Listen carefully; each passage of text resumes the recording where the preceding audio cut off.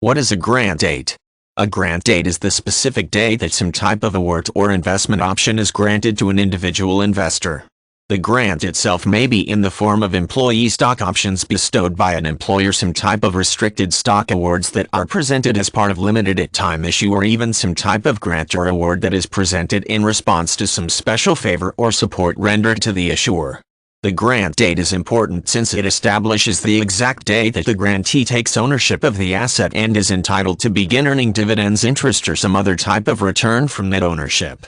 When it comes to some sort of employee stock option plan, the grant date is important in terms of establishing the exact day that the employee begins to vest in the plan and accrue interest in a retirement or other program.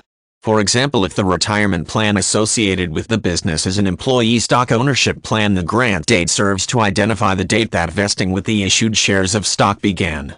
Typically with an ESOP, there is a specific grant date each year in which the employee is vested with ownership in a certain number of shares based on his or her wages or salary for the previous annual period.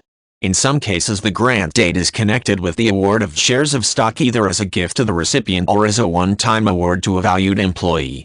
Here the grant date helps to establish the exact day that the ownership of those shares was received by the new owner. From that date forward, the recipient is eligible to receive dividends generated by those shares, with the issue of those dividends scheduled based on the terms and conditions inherent in the stock issue.